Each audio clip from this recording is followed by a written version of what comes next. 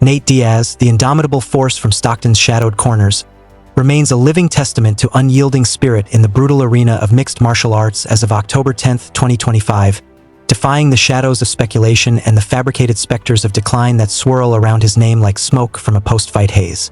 Forged in the crucible of poverty and perseverance, born in 1985 to a world where every dawn demanded defiance, Diaz and his brother Nick navigated the graffiti-streaked streets of California on little more than grit and the unyielding bond of blood. Their days punctuated by runs through shattered glass and nights on worn mats at Cesar Gracie's modest jiu-jitsu academy. There, amid the sweat and submission holds, Nate absorbed not just arm bars and rear-naked chokes, but the unshakable creed that pain was a fleeting teacher while surrender etched eternal defeat. A philosophy born from food stamps stretched thin and scraps that felt less like meals and more like fuel for the fire within.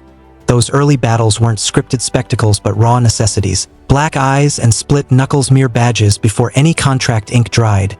As Nate himself once growled, "If you ain't fighting in Stockton, you ain't surviving." Combat wasn't spectacle to him. It was breath, instinct honed sharp against the dull edge of desperation. When Nick carved his path into the UFC's unforgiving forge, Nate shadowed him not as an imitator but as a natural successor, storming the Ultimate Fighter house in 2007 with the quiet menace of a gathering tempest. Unassuming in words, explosive in action, his style a relentless tide of pressure and endurance laced with that signature middle finger salute, a visual echo of every street corner standoff he'd outlasted. Teammates whispered of an obsession that blurred victory with mere existence, fame and fortune footnotes to a man who, when pressed on his drive, shrugged with disarming candor. "I don't got no plan B. This is all I know." That raw honesty didn't just endear him to fans.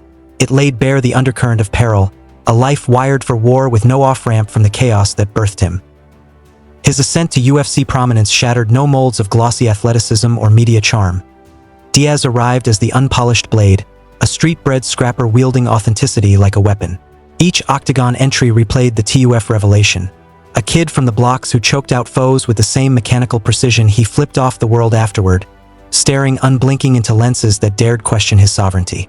That unvarnished edge crowned him a cult deity, fans drawn to the alchemy the UFC couldn't replicate. A soul who bent for no script, mumbling through pressers to eviscerate phonies and corporate puppets, while the promotion hungered for poster boy grins. Ignored, he amplified his rebellion through deeds. Hooded walks through arena corridors with wrapped fists and eyes like smoldering coals revealing not performance but incarnation. He was the archetype, chaos incarnate. The seismic shift hit at UFC 196 in 2016, where Precision's empire met Stockton's storm. Diaz, on whirlwind notice, strangled Conor McGregor into submission before a global gaze, then laced the triumph with laconic legend. "I'm not surprised, motherfuckers."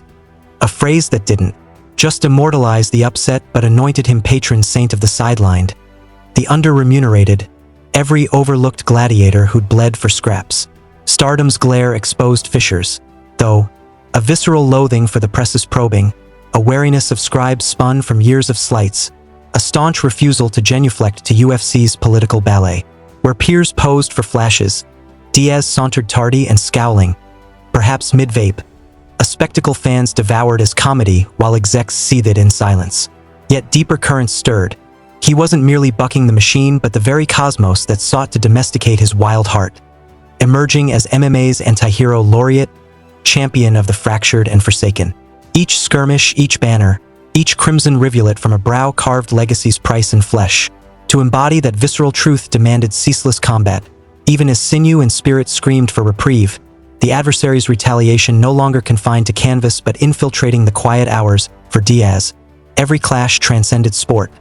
It was existential gauntlet, a bid not for points but perdurance, scars the currency of continuance. Wars against McGregor's precision fury, Masvidal's street-honed savagery at UFC 244 in 2019, halted by a doctor's mercy over a laceration that wept defiance, and Leon Edwards' surgical strikes at UFC 263 etched deeper than victories, each a visceral excavation leaving the victor hollowed. The inaugural alarm blared post-McGregor redux, 5 rounds of unyielding onslaught yielding physicians' grim ledger. Profound facial gashes, bilateral orbital inflammation, whispers of subclinical concussions that lesser frames might never weather. Diaz grinned through the agony, vanishing to Stockton with a warrior's quip, "They can't kill me," equating torment with vitality. while medics tallied the peril's ledger. Time eroded that armor. Dialogues devolved into labyrinths of slur and stasis, pauses pregnant with absence, some pinning it on habitual herb while others murmured CTE's insidious advance, that brain's silent thief claiming titans from ring and gridiron alike. Undeterred, he drilled with prodigies who deified him, forgoing protective veils because, as he preached, you don't get tough by hiding from punches. Their blows landing fiercer in quests for validation he absorbed without flinch. UFC 244's carnage against Masvidal scarred beyond epidermis. A physician's intervention amid arterial flow, arena fury boiling over as Diaz gazed through the cascade, a silent reckoning with corporeal treason. Protest absent, he persisted, hemorrhaging and beaming because capitulation was alien lexicon to Stockton's sons. Acquaintances clocked the erosion. Tempers flaring like short fuses, concentration fracturing, enervations lingering like fog over days. Versus Edwards, immortality cracked. Barrages that felled empires staggered him, yet taunts flowed unbroken, a final round clip reigniting embers before backstage collapse. A chair-bound specter, mute and nodding negation, one attendant confiding, he left something in that cage.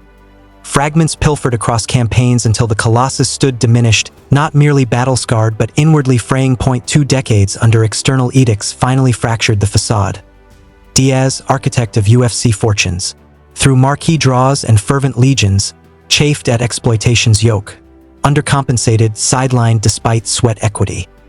His 2022 exodus post-Ferguson guillotine wasn't whisper but war cry.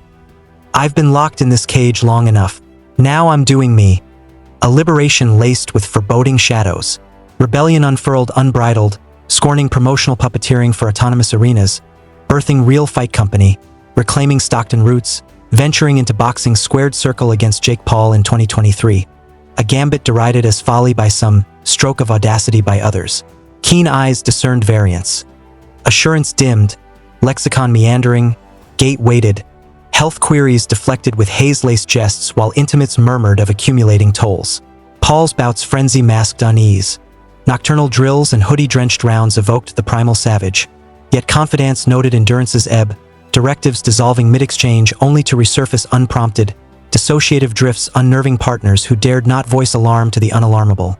He endured Paul's barrage with ancestral fortitude, devouring impacts that buckled wills, though tempo and twitch betrayed erosion. Not the sentinel of yore but its spectral echo. Post-defeat entreaties for respite fell on defiant ears. Autonomy redoubled, spawning enigmatic reels of nocturnal prowls through forsaken avenues. Soliloquies on authenticity amid artifice, paranoia veiling as persona. Devotees chalked it to hallmark Diaz bite, but inner circles discerned depletion. Swagger supplanted by weariness, heroism's revolt devouring its host. No longer promoter foes but existence's inexorable grind, each outing's garble, each distant gaze underscoring the cage's external peril paling against internal insurrection. Genesis lay in ephemeral footage, a jittery tweet-born glimpse captioned Nate Diaz wild and again. Not mirthful mayhem but poignant pathos. Stockton gym exterior, Diaz circling phantom adversaries, mutterings laced with slur, gaze adrift as summons from shadows evoked no spark of recall. A wanderer betwixt realms. Virality devoured it. TMZ's tabloid lens, ESPN's subdued solemnity, transmuting gestures of his barbs into questioners of calamity, frame gaunt and bewildered. Eyewitnesses unveiled fuller horror. Solitary sessions stretching 6 hours beyond exodus. Ejection pleas met with, "I can't leave until the voices stop." A plea piercing bravado's veil.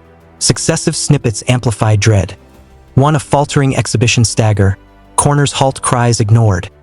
Another, autograph stasis amid proffered memorabilia, void staring disconnection.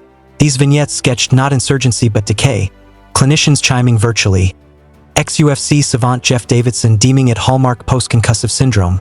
Peers invoking CTE's grim roster from gridiron ghosts to pugilistic phantoms. Camp's hush persisted, Nick shunning spotlights. Facility shuddered for spurious fixes while murmurs swelled of migraines like thunderclaps. Volatility's pendulum, amnesiac voids, outbursts yielding to post-spar sobs, a partner recounting mid-drill disorientation. What round we in? For mere mid-work. Intended levity curdled to communal quietude. This wasn't the bellowing bastion but a captive cognition's combatant. Footage's proliferation birthing dread's query.